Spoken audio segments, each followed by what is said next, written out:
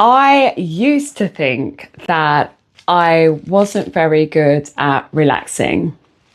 I'd finally have an evening to myself at home with a glass of wine, and I would say to myself, I'm just going to chill on the sofa and I'm going to do nothing, because the house was quiet, work was finished, and I had some free time.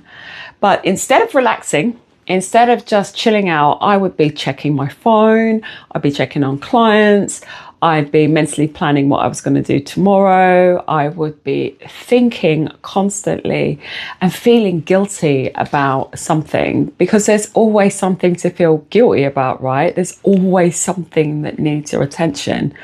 Do you know what I'm talking about? Have you had that experience? I thought that working so hard meant that I was driven, that I was ambitious. And I simply put it down to me being one of those people that just doesn't switch off.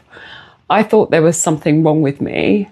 I felt this way because I was raised to believe that my worth and my value were tied to my ability to work hard and not stop working.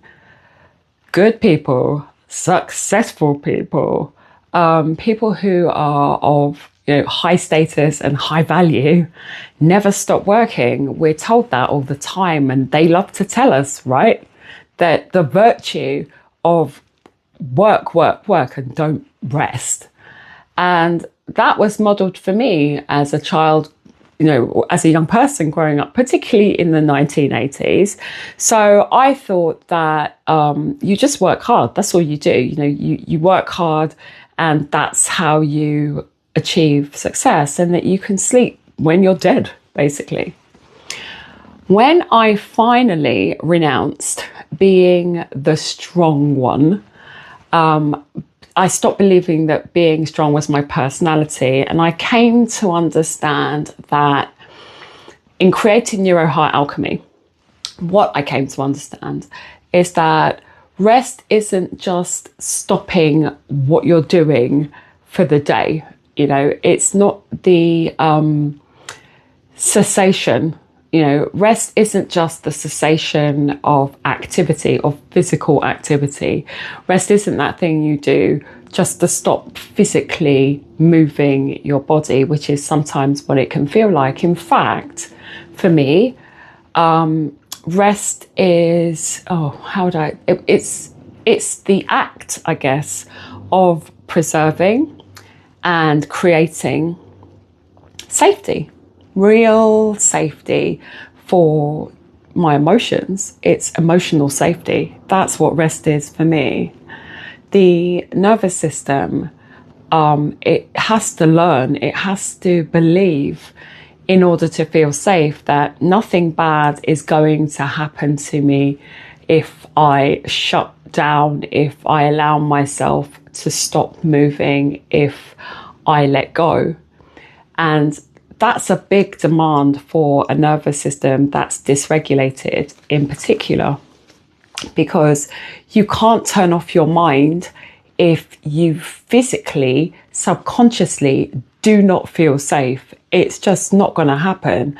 And the thing is, stress and trauma create a whole set of problems for themselves, such as hypervigilance, responsibility, emotional holding of other people's feelings and stuff. We pay attention to how other people feel, and this internalized pressure builds up inside us. The belief of being the strong one, the one who can take the load and who can do everything and can be counted on, is almost a badge of honor why we keep working so hard.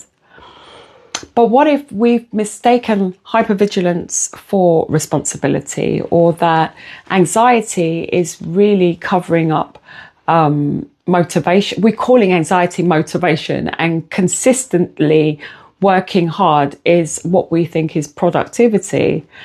And then what happens that way is that the body starts to learn that doing stuff is the way to keep safe. It starts to equate work and labor and being there and showing up as the only way to feel safe, constant activity. And when that happens, stillness can feel really unfamiliar. And what happens when this continues over time is that you feel exhausted. This is where burnout lives, you know, that inability to receive support is a symptom of us constantly doing, and that internalized pressure that we feel because we're never fully resting, you know. And I am guilty of this in myself. You know, in the past, I've often felt the internalized pressure to keep working, and I've never really understood why. I think it's a mixture of culture, you know, the strong black woman stereotype, which doesn't help anybody.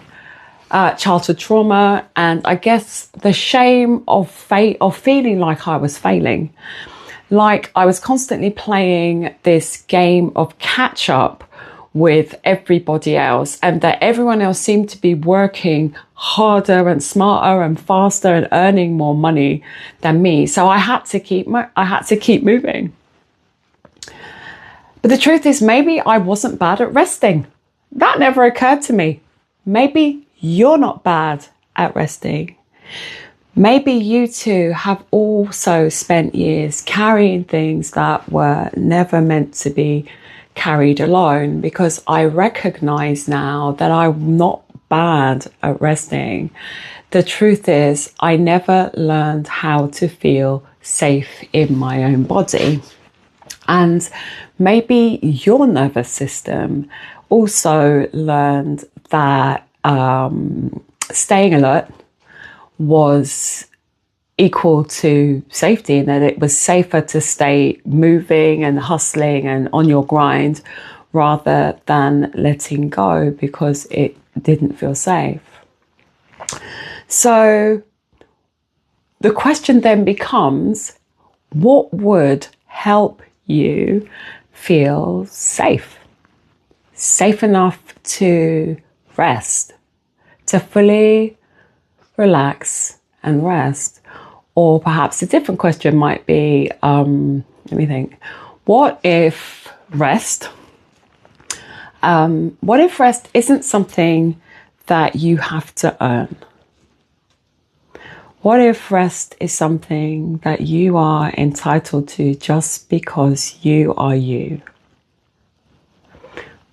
What if your difficulty in taking time out, like real time out, to just be present with yourself makes more sense than you realize when you start to look at it as an adaptation of the nervous system? Rest isn't, just trying to think now. Rest isn't a productivity problem. That's what I want to share. It's not about productivity. It's about you taking the time to recognize that rest is in fact an emotional safety issue. That's what it is. You know, the challenges that we have with rest have to do with how safe we feel in our body. And when we begin to see it through that lens, when we begin to see our inability to not rest fully as a nervous system adaptation, when we look at it like that, how we perceive rest changes. It changes everything, because we start to learn something new about ourselves.